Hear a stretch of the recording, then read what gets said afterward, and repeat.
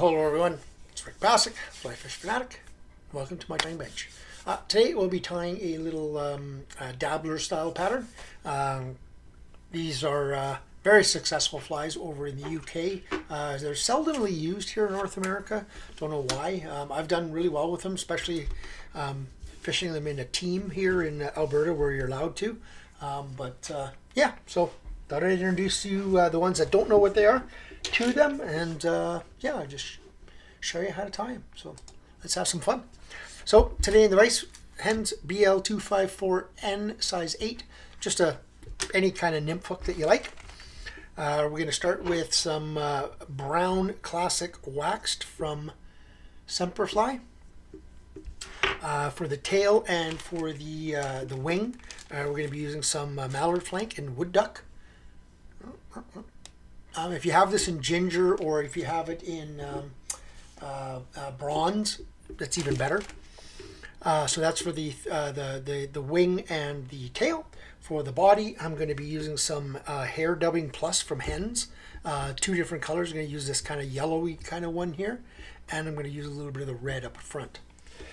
And then for the front hackle, just a little bit of a dark ginger kind of Chinese cock cape. So okay, I think that's it. Oh, and no, and bright gold wire from Semperfli for the rib. If I can find where the heck I ended up putting that. There it is. So, okay, so let us start our thread right behind the eye.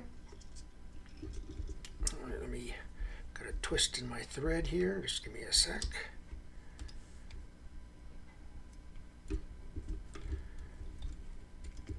Been playing around with a lot of different patterns lately, so I've been having some fun at the bench here.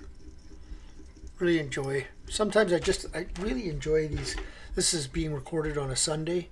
I really enjoy just sitting around. Whoa, just sitting around and playing, and coming up with new patterns, or rediscovering old patterns, or testing. Trying this out and trying that out, especially stuff that I'm not that comfortable with. I like just experimenting and playing.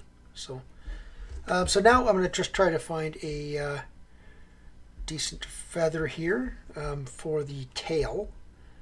What I'm going to do is just take one of these Woodduck Mallard flanks and just see when I pile that together if that's too much.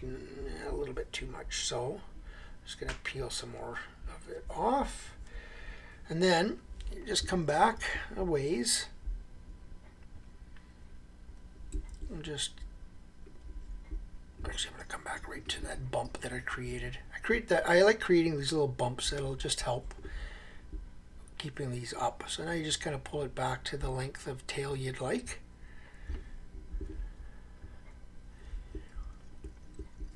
And then I'm just going to go right up against that bump. That'll kind of help hold that out. And then you can even give it a under and over.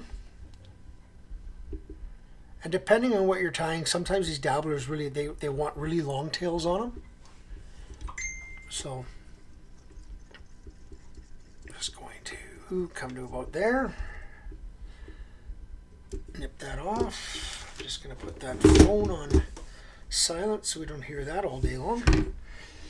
Okay, so now I'm going to take my wire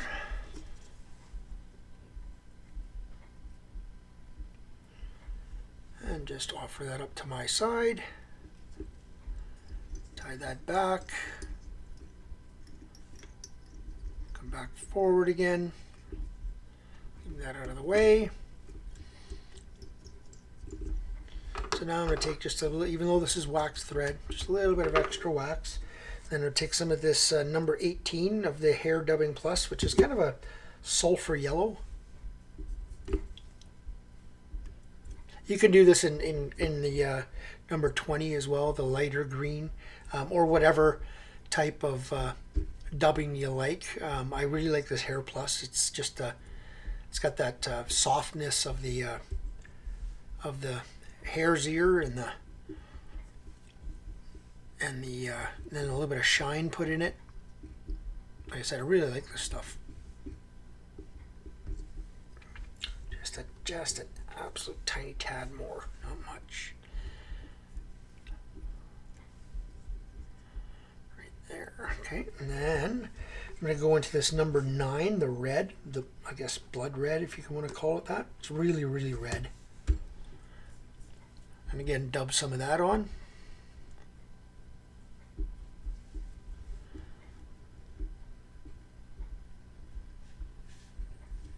Just a little tiny bit more there. Didn't like how that last little bit dubbed. Go back over top of it. There we go. And it creates a little bit of a front edge there too, right? So now I'm going to take my wire, counter rivet,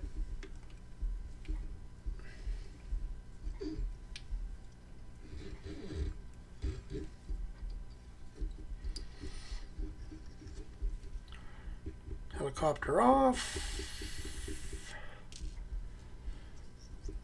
take my Velcro and just rough this up a bit.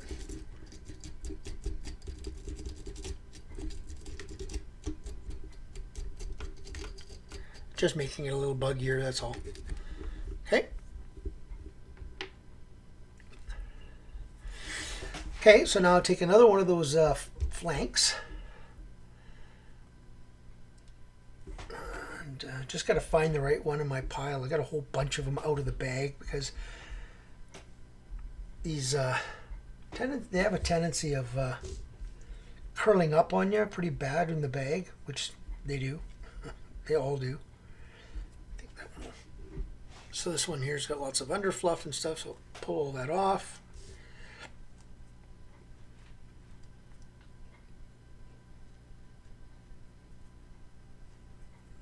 Let's just see how that'll be as a wing. I might have been a little too aggressive there. I may have to take a different one. Yeah, I'll have to take a different one. Took a little too much off of that one. So, like I said, you want to take all that underfluff off and any excess that you don't want for the wing, but got to be careful too. You might take too much off. So now all I'm doing is I'm just kind of squishing it into a pile just to see how that'll look. Forget about the length and stuff, so that'll look okay. So I'm just gonna put it too long, tie it in a couple of loose wraps, and then just kind of pull it back.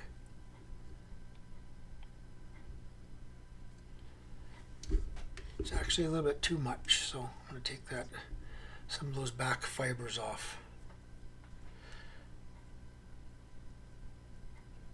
Just when it piles up like that, I don't like how that was looking. So again, same thing, just tie it in a little long, a couple of loose wraps, pull it back. That's not too bad. That's not too bad, I don't mind that. So, let's make sure that's tied in well, nip that off, then you're going to get your ginger hackle here.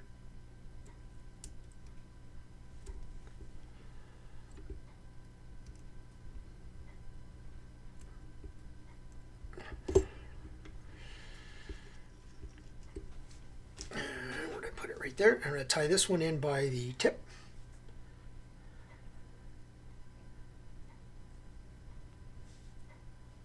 Just prepping the feather, getting all that stuff off the back end here. And once I've tied it in by the tip, I will probably strip off some more of that base because I don't want that much. 2 to 3 turns maximum.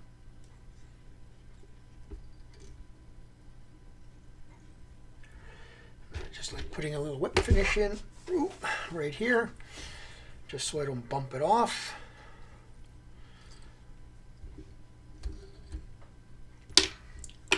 Okay, so now yeah, I'll probably end up taking about half of this off. Let's just make sure I don't rip it right off. Come on, there you go. And let's see how we go here. Oh, let's get rid of that little tip piece. That'll all get covered anyway. So I cut off my thread. Wow. Wasn't paying attention there, was I? Woohoo!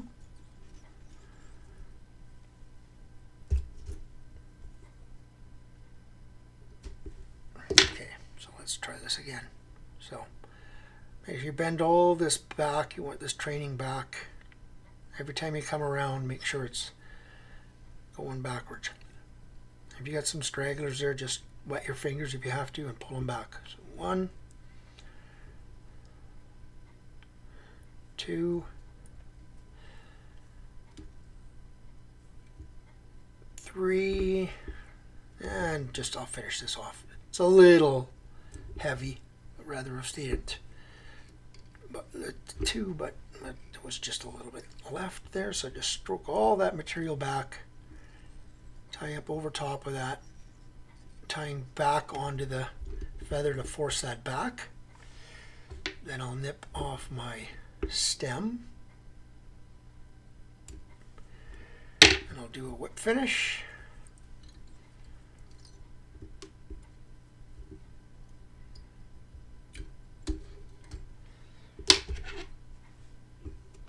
And that is your finished fly. This would be better if the Mallard didn't have as much of this damn memory, right, from being in the bag. But once this is wet the first time, it really won't matter. So there you go. It's a classic old school style. They still work. You know, that's it's the thing here. We just seem to want to always go, oh, let's try something new, let's try something new, let's try something new. And new works, don't get me wrong. I mean, I tie a lot of new patterns and a lot of with new materials and stuff. But sometimes just having these old school patterns in your box for those days where, what the hell, nothing's working. Going back to something a little bit more, if you want to call it natural looking and buggy looking, is the way to go. So. Yeah, and there's another one I tied just prior to this.